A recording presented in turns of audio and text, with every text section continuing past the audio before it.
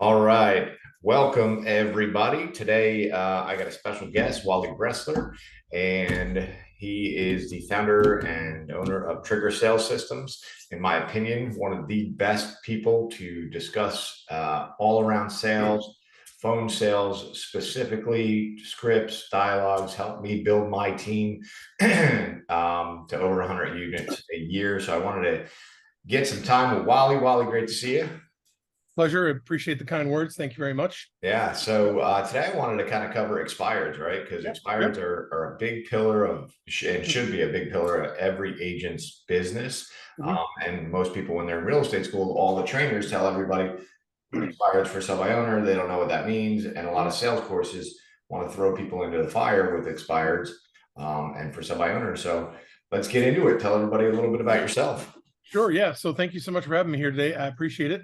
So as Matt said, my name is Wally Bressler. I've had the good fortune of being in the real estate industry for 25 years. This year, actually, I get my license like in June of 1998. So I'm right around that 25-year mark. I've been coaching for 22 years. Let me think here. I was fortunate enough to publish my first book last year, Tragic Hero, and I have another one coming out that I co-authored called How to Make Your First Six Figures in Real Estate. That'll be out in June. I also had the good fortune of being on national television last November, a TV show called Times Square Today. And I got to talk about what I do to help people overcome sales call reluctance and other issues with respect to getting on the phone and having success. So I've worked with top agents like Matt all across the United States and Canada, and I think it's safe to say that I've probably learned more from them than they've learned from me. So I've had a really great career in real estate, and I love doing things like this. Awesome, man.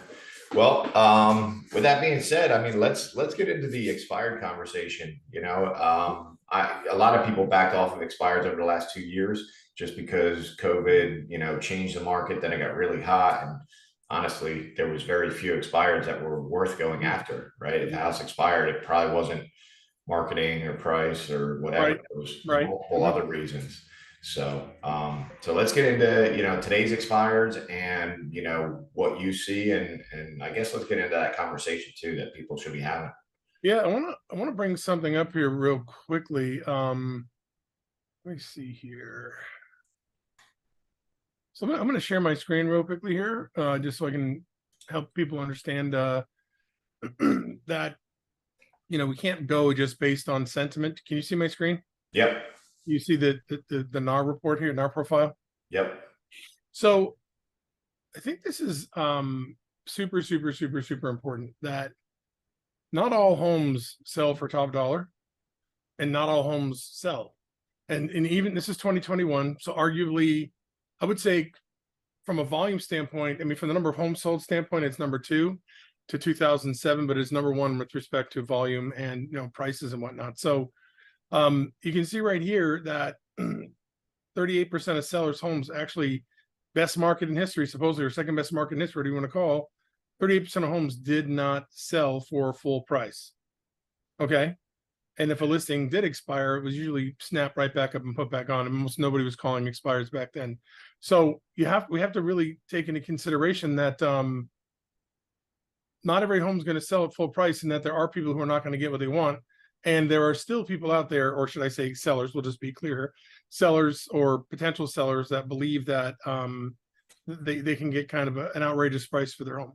I think most people have adjusted, if you will, to what's going on now, but there are still some people out there that are, they're not going to sell their home if they can't get the price they want. I mean, they're way late to the party. I mean, way late. You know what I'm saying? So I think it's important that when we have conversations with people that we're super tough on price and also super tough on their motivation. So our listings don't expire, but also when somebody's listing expires, that when we go back in again the second time, that we are still pretty tough on price and making sure their motivation is there. I talked, excuse me, like you, I talk to agents around the country every day. And what I'm hearing is that a lot of agents are going on listing appointments with people who even if their listings expired, those people really didn't have a solid motivation. Right. In this kind of a market where you've got to be tough on price, and you may have to get a price reduction, and you're probably going to get a little lowballed from another agent and their buyer, you've got to go with the life event motivation. So marriage, divorce, death, birth, getting a job, leaving a job, relocation, retirement, starting school, leaving school. Something that's got a hard date associated with it. Like, though, for me, that's an A. That's an A motivation. B motivation is somebody's moving in with us, we're upsizing, we're downsizing, something that kind of has to force their hand to move. And then C level motivation for me is I want a bigger bathroom, I want a bigger backyard. Here I think my rent is up is kind of a C level motivation too, because if I don't find anything I like, I'll just keep renting. So, right. So, and for buyers, I'm saying, but the whole point is we want people who have to move or are moving because they're taking advantage or doing something related to a hard date. Those are the people we want to meet with, because they'll price their home properly in most cases. They'll do price reductions and they're a lot less likely to expire. And if you're going on an expired appointment, you've got to make sure that the new expire or the person that just expired, that new prospect is still going to go ahead and have that kind of motivation, or you're just going to have issues with them again with pricing. So just kind of an overall thought with respect to dealing with expireds. We were talking about this before. Do you want to say something? Yeah. So for the agents out there that are just getting into it or getting into it again, the biggest thing to understand is these are educated homeowners now, right? Because they dealt with an agent, they dealt with what happens when they put their home for sale. So in my opinion, when you start approaching these people, the most motivated are the best, right? And that's why you should categorize everybody into, the ones you want to go after and the ones that are like way future, and in my opinion, get good at the scripts that we're going to discuss today, because these people are hearing from some of the best agents in your market, whether it's by mail, by phone, by door knocking. So get good at the presentation, the conversation, and then get into this. I don't suggest what a lot of companies do, which is they train for brand new people to go after these just to get beat up pretty badly by somebody who already went through the market and the realtor, and they understand a lot more than somebody who is just calling around to put their home for sale. Yeah, and to your point, this is just me personally. I think you should probably have sold to like 3 or 4 houses to buyers before you venture into the expired thing, if for nothing else, just to get all the word lingo down and learn how to deal with objections, get all the marbles out of your mouth. I would say next to home value leads, which are the longest nurtured leads out there, expired listings are the toughest, but they convert fairly well because those folks want to sell and they're going to sell again. It's just a matter of getting over the hump there, which, but I mean, and so basically somewhere around 28-30% of the people whose home expire are going to relist with their current agent, usually within the next week. But that means there's 70% of them that don't. Okay, or at least the other thing is a good hunk of them are not going to relist for about 38 days. A very large percentage of them, like another 40-50% of them, are not going to do anything for another month, and then the latest they'll go probably is like a little over 4 months, and that's what Curtis Fenn from Red X told me. So let me see here. So here's the other thing. I'm a firm believer, and I think Matt agrees with me on this. You don't need to call the first day. You know what I'm saying? Like all the people in the Hunger Games that ran right for the for the ammunition, all those people, they got slaughtered. Most of them got slaughtered, right? So anyway, I kid, but the fact of the matter is I think you can wait a couple of days, let somebody else take the heat, let the seller, be angry but not pissed, if that makes any sense. And the last thing is if you want, our boy Caleb Pearson in South Carolina used to do this, and Caleb was the real deal. He used to send out a text message about 7:30 or so. He'd say, "Hey, you're about to get a bunch of calls from real estate agents because your listing expired. Don't answer the phone today." Yeah. And then I'll call you and I'll reach out tomorrow and I'll tell you why your home didn't sell. Okay. Yeah. So there's lots of scripts, and that Caleb is a beast when it comes to expireds. But right.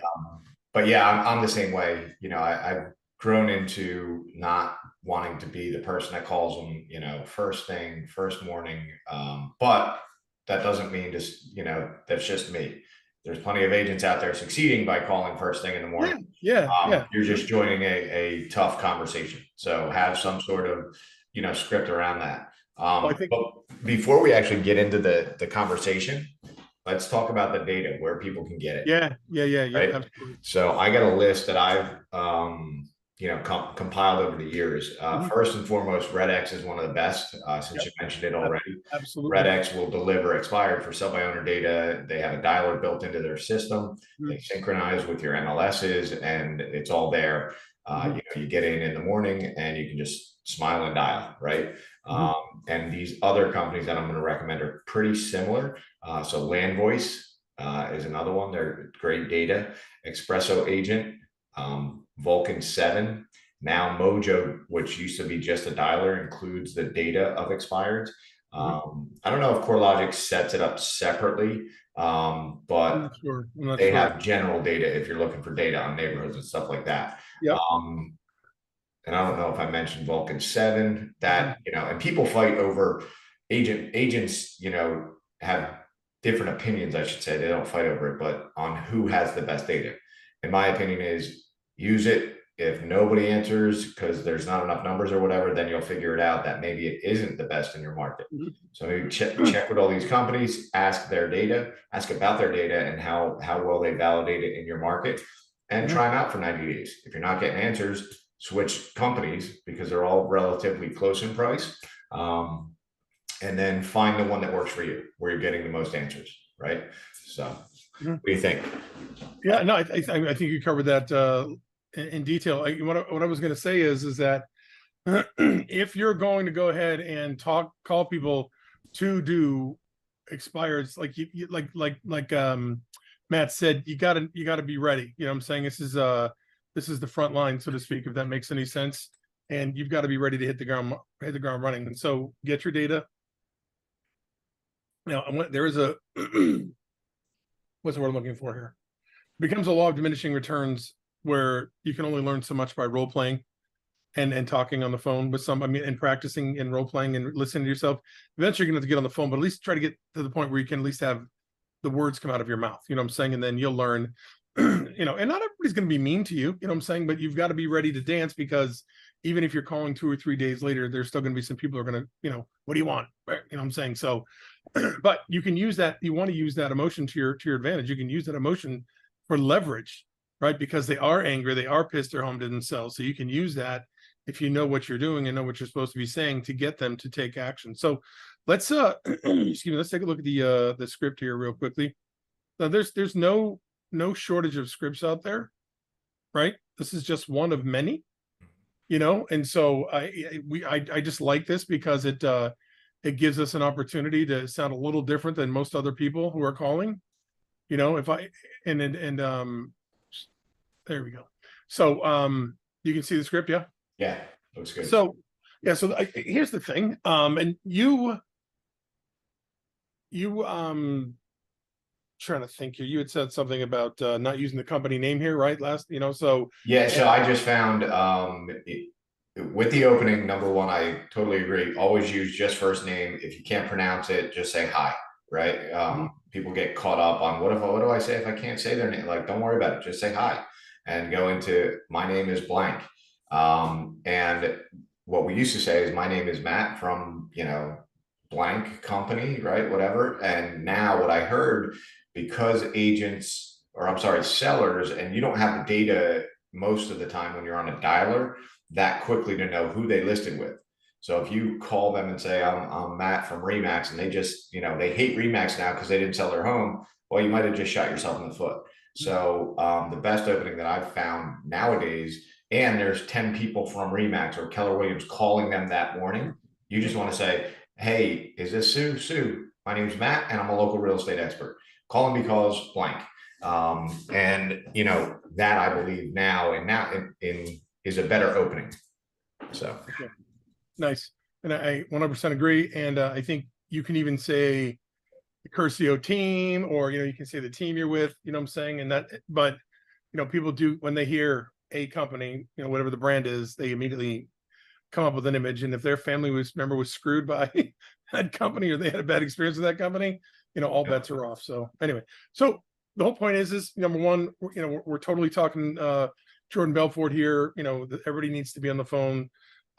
He calls it enthusiastic as hell, sharp as a tack, and sound like a force, sound like somebody who's in charge, right? And so it's a little tougher when you get started, but you at least have to do what you can to fake it till you make it, for lack of a better terminology here. So you're like, hey, Bob, this is Wally calling from, the Bressler team. By now you're probably getting dozens of calls from aggressive agents who are telling you how great they are and that they might even have a buyer for your home without even seeing it. Have you heard anything like that before? Right? You're not sounding like, hey, and your home expired or your home came off the market. You still want to get that home sold, right? Hey, your home didn't sell. Like the beginning of the fairy script. Hey, your home is no longer on the market. I was just calling to find out when you're going to be interviewing agents for the job of getting your home sold, which isn't a bad beginning, but that's pretty much what everybody else is doing. So this allows you to sound differently. The other thing, and I think this is important, is that on average, it takes somebody about 10 to 30 seconds to go through the Rolodex in their mind to see if they do or do not know who you are when you're calling. So if you're already closing like right out of the gate when you call them, might not be terribly effective all the time because their brain may still be on the point of trying to figure out who the heck you are. So just take that for checking. Yeah. Look, I'm sorry you're getting, abused like that, hammered like that, whatever you want to say. I'm not calling to list your home or sell you anything. I'd really just like to skip past all that and just focus on you and your goals. So at this point, people are like, well, wait a second, I am calling to list their home. And I'm like, well, you're kind of not. And here's why. Excuse me. You don't even know if you want to take that listing. Right? That's like a doctor coming in and saying, we're operating today. Walking down, we're off. I don't care what we're operating today. No, he's like, hey, let's take a look. Let's talk. Let's see what's going on. Let's ask some questions to find out if we need an operation. So you are not calling to list their home specifically. So just remember that. So now we want to get in timing, motivation. We also want to call it to stir the hurt. We want to stir the hurt a little bit. So, why were you selling your home originally? Oh, great. Where are you folks headed? Okay, perfect. And then, if you need to, sometimes people get a little tight-lipped or mealy-mouthed. We staying in the area, out of the area, bigger home, smaller home, trying to get them talking, right? Let me ask, why do you think it didn't sell? Oh, I don't know. What challenges did you have? A lot of times people are going to say, oh, my agent said it was the market. Right? And my agent said it was the market. Oh, okay. My personal opinion is, and I think Matt can speak to this quite well because this is kind of how he grew his business during the Great Recession.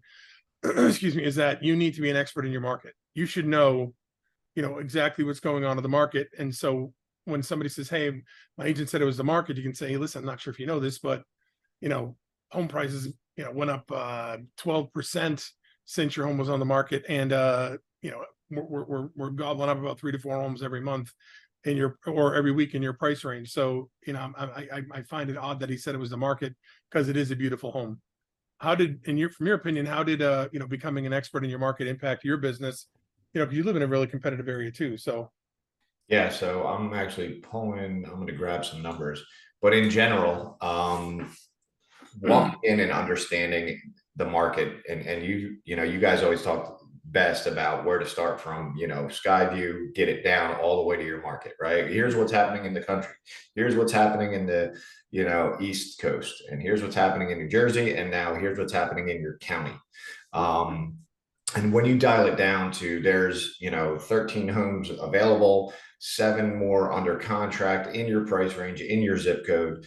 And for your agent to say that there's no homes, going to settlement, that's not true. Here's the last 30 days. Why weren't you one of the, 8 homes that went to settlement last month in your township? Mm-hmm. And when you can show them that, and this is all in your MLS. And then, Wally, what are the other companies? You got 2 or 3 like Altos is great. Real Market Reports is great. I mean, Altos does real time. And if you want, I can probably hold on 1 sec here. Let me just set up here. So if you go to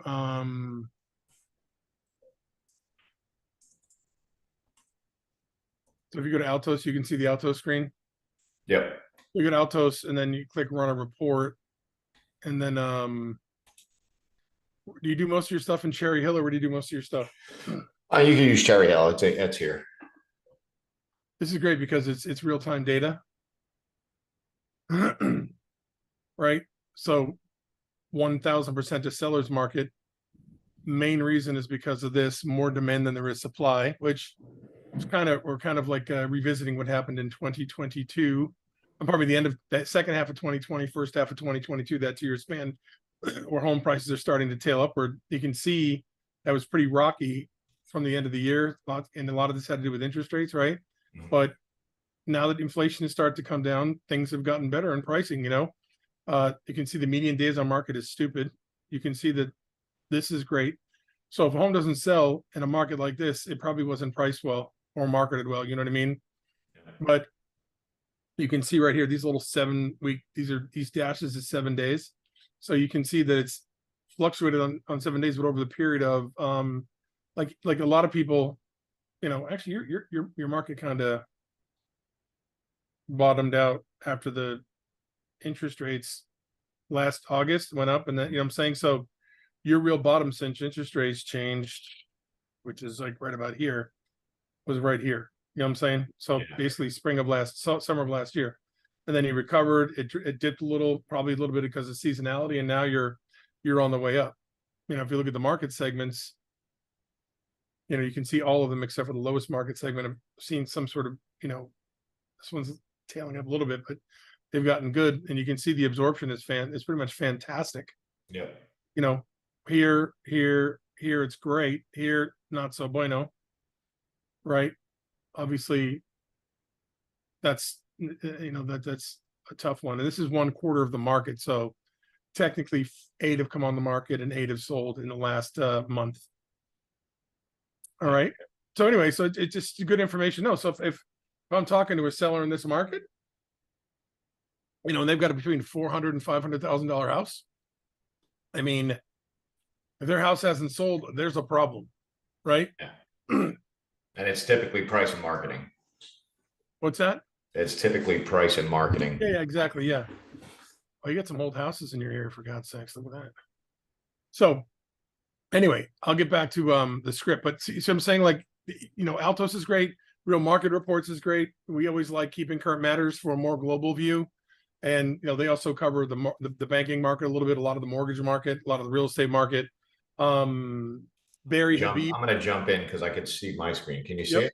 Yeah. And Barry Habib, actually, if you Google him, he covers all the data from the mortgage market that you can use as well for interest rates. So yeah, that name, yes, I learned about him in the last year or two. But anyway, this is direct from our MLS, which again, your MLS, every MLS is going to do this, guys, and it's just, this shows how many homes and each category they're in, right? And this is closed. It'll go to pending. So if I was in Cherry Hill making calls right now, and last month there was 15 closings for, let me see, 0 to 2 bedrooms. So 3 bedrooms, 19, 27, 4+ bedrooms. So 61 closings. So there's no way somebody in Cherry Hill is going to have a conversation with me and tell me no homes are selling in my neighborhood or no homes are selling in the area.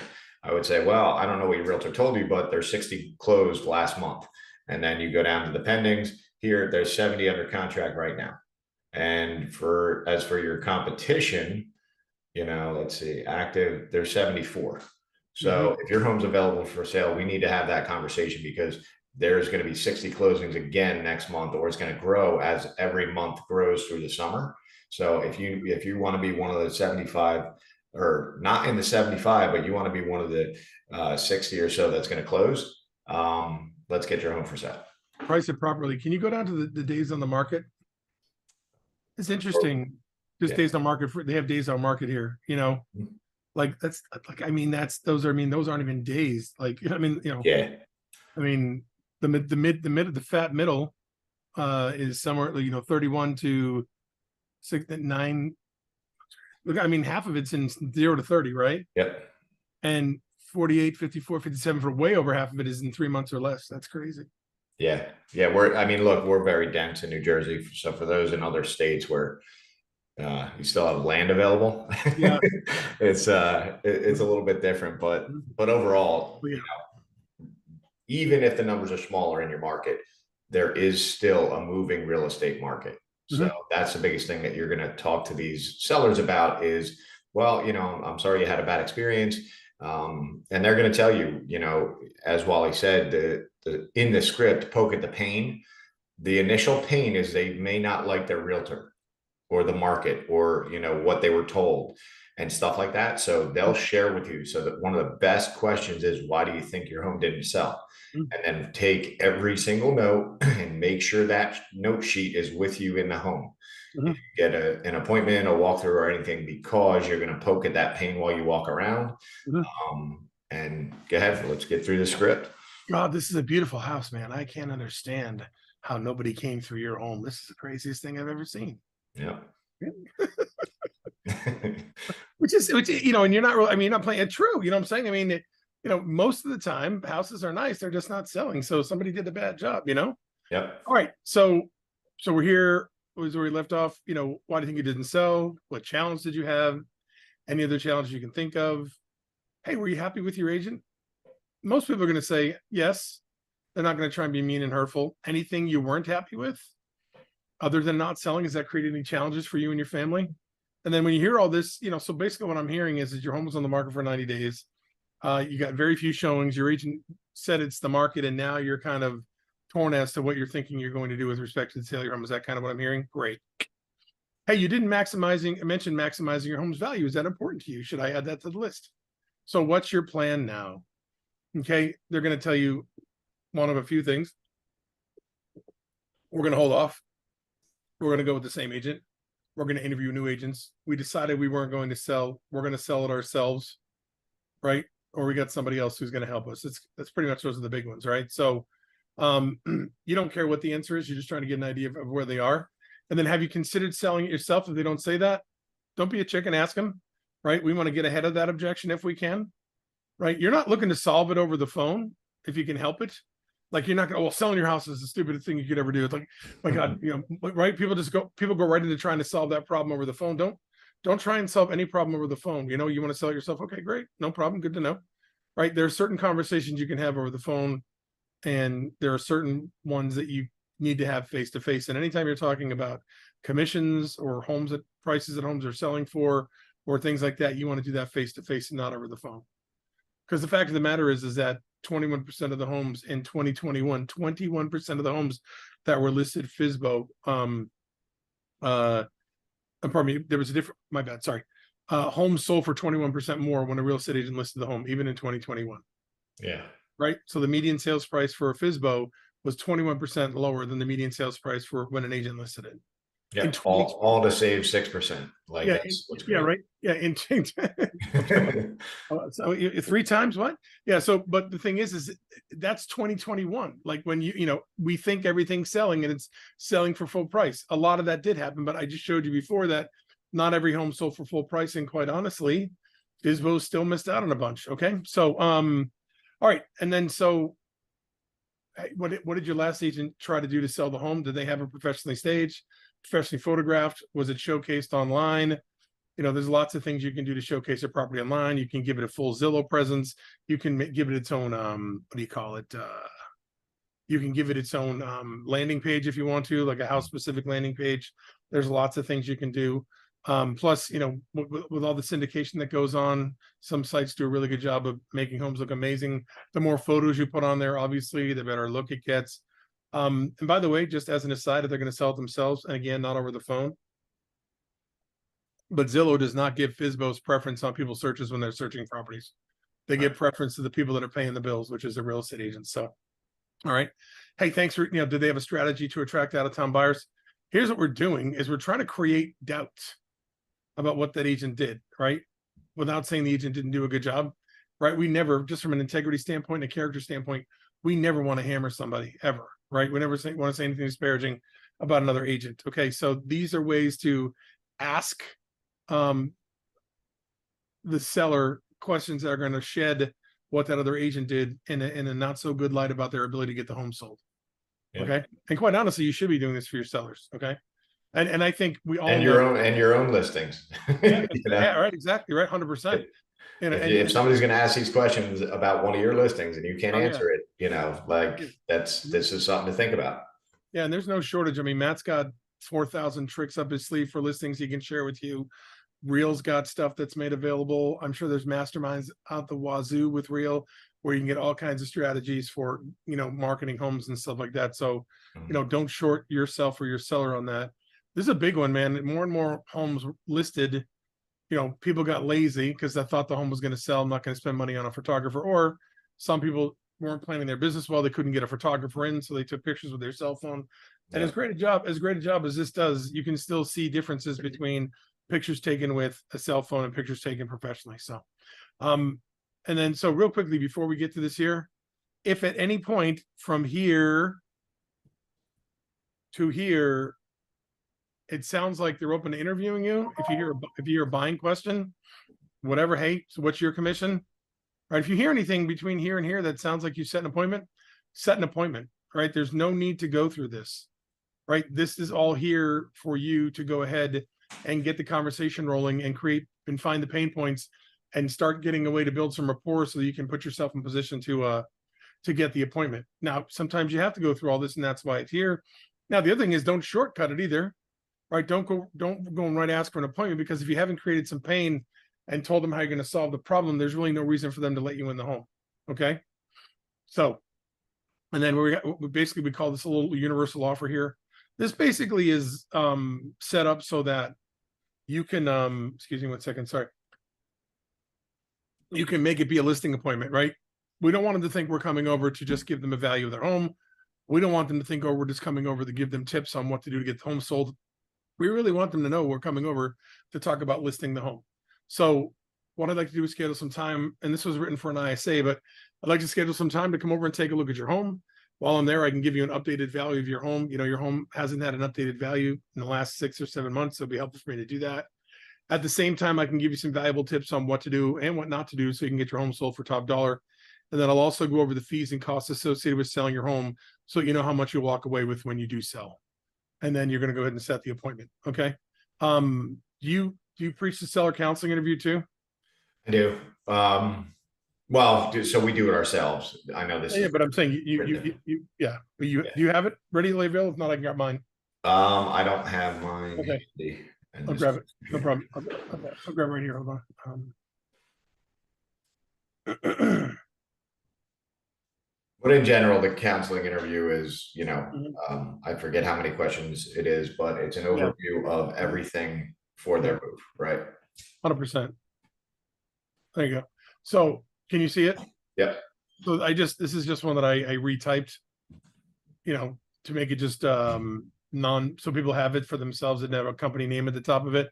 So here's the thing. You can be assured, and I'm sure John Kitchens has talked to you about this before too. The one question you don't ask is the one that bites you in the butt when you get there.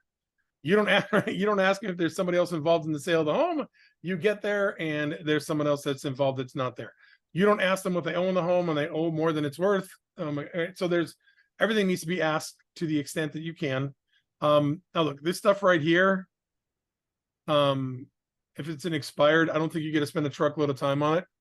You're going to look at it from a tax standpoint, and you're also going to go from a tax assessor standpoint. You're going to look at all that information, and you're going to go over it again when you get to the home. So I don't think you need to really spend a lot of time here, unless you're looking at the listing sheet and you can see something's really crazy. Yeah, and that's something, that I'll say when having these conversations with expired specifically. Do less of how many bedrooms and how many bathrooms, because they're going to say, are you in the computer? Can't you see my listing? Yeah, right. So a lot less of that when it's expired specifically. But I always confirm before I go to anyone's house, hey, is this MLS sheet that I'm reading correct? I don't care if it's from 5 years ago or a month ago. Hey, I'm showing 4 beds, basement, finished, not finished, whatever. Is this all true? Everything's accurate that you saw it to the best of your knowledge? Yes, but I disagreed with the square footage. Okay, cool. Well, now I know to bring my tape measure to see what that looks like. You still use a tape measure? Electronic one. I would die if you showed up to a listing with one of those wheelie things, what I'm saying? Like the wheel that counts. Walk through the kitchen with it. Oh, I'm going to hell for that. Sorry. Yeah. But anyway, this right here is really the big stuff. Okay. I mean, it's all important, but this is timing and motivation right here. Okay. So this is the big part of it here. And you definitely want to get this information here, because this is, what are your best features of the home? You're going to highlight those when you do your walkthrough. You're not going to say, oh yeah, you did those cabinets are, oh, beautiful cabinets, or hey, I love this room, or hey, I love the view. Just showing that you're paying attention. When would you like to move? Where are you going? Okay. Have you decided to move there? Are you staying there? Is there a referral opportunity here somewhere? Okay. This is important. Personal home rental, occupied, vacant. Okay. You already have the time and date before you get to there. Who, right? Is anywhere else involved in the sale of the home? Have you done any upgrades? Are you aware of any repairs? How would you rate your home? How long have you owned the home? Okay, so this is a tough one. Some of these get a little ugly. Do you remember what you gave? I don't remember. Can you give me a round figure? Right. And you're going to put it, you're going to do a net sheet, but you also want to see, you're doing the math in your head because in a minute you're going to ask them, what do you think it's going to sell for? And so here, what happens, you remember you gave, I don't really remember. Can you give me a ballpark? I mean, these days you can go find it pretty much. You can go in text. Just you want to see if, where their head is. Have you had any recent appraisal or market analysis? Clearly they did when they had the home listed. Do you have an idea of what you think the home will sell for? Well, that's why you're coming over. Hey, I get it. And I'm excited to come over and talk to you about that. But just so I know where to start looking, can you kind of give me an idea of where to start looking? Give me an idea. Okay. So I'll use my close. And what I ask, because we do run into this, well, you're the expert, you tell me, right?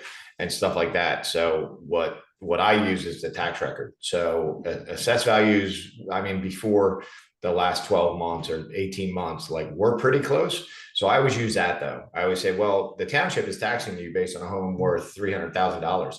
Do you feel that that's, pretty darn close, or you're worth way more or way less?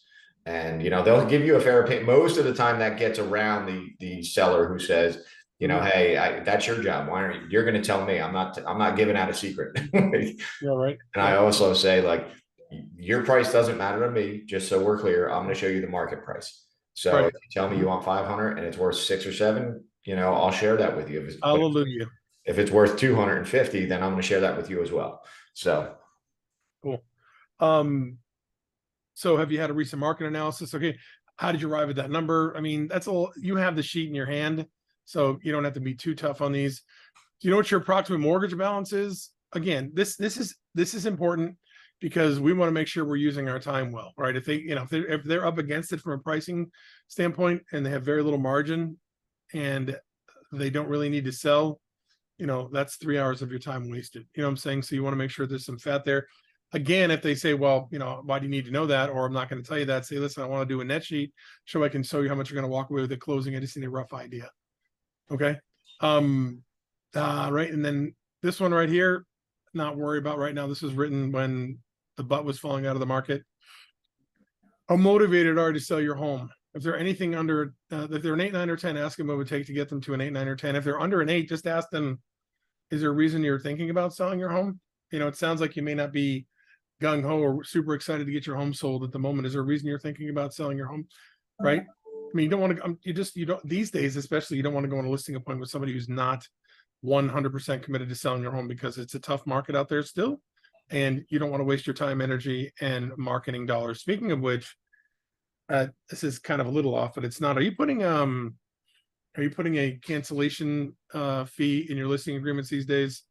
A fee, no, but I allow them to cancel if need be. I typically don't have to write it in. I just tell them, hey, look, if you feel I'm not doing my job, the only thing I want you to do is share with me your opinion of why we're not doing our job and give me, 24, 48 hours to remedy it. And, if not, we'll let you go. Right. And I'm cool with the cancellation guarantee. 100% agree. I'm talking about when people bolt because they want their cousin to list their home, or they decide they want to take their home off the market because whatever, what I'm saying, just to protect your marketing dollars. You don't put like hey, listen, if it's due to satisfaction, no problem. I get it. You give me 24, 72 hours to fix the problem. If not, I'll let you go. What I'm saying? But if they're like, we decided we're not going to sell and we're going to take our home off the market. And then a week later, they're listed with somebody else. They lied to you.